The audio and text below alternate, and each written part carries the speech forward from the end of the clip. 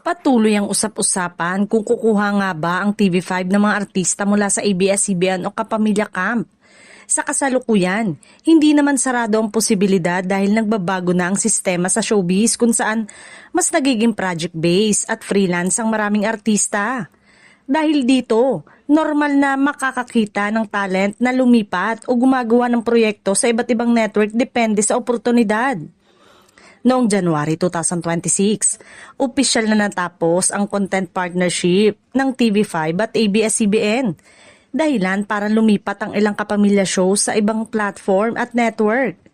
Gayunpaman, nilinaw ng TV5 management na bukas pa rin sila sa future collaboration kasama ang iba't ibang content provider kabilang na ang ABS-CBN at GMA.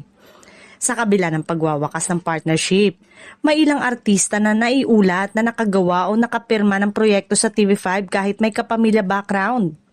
Kabilang sa mga nabanggit sa mga ulat sina Piolo Pascual, Christine Reyes, Derek Ramsey at Andrea Brillantes na sangkot sa iba't ibang programa ng network. Bukod dito, patuloy ding nagpapalakas ang TV5 ng lineup nito sa 2026 sa pamamagitan ng mga bagong programa, reality shows at original content. Layunin nitong makakuha ng mas maraming talent at mas palawakin ng entertainment offerings, kaya hindi malayong magkaroon pa ng mas maraming collaboration mula sa iba't ibang kampo ng showbiz. Sa huli, hindi man ito mass transfer ng kapamilya artist papuntang TV5. Malinaw na mas bukas na ngayon ang industriya sa cross-network project habang patuloy ang pagbabago sa telebisyon at streaming platform.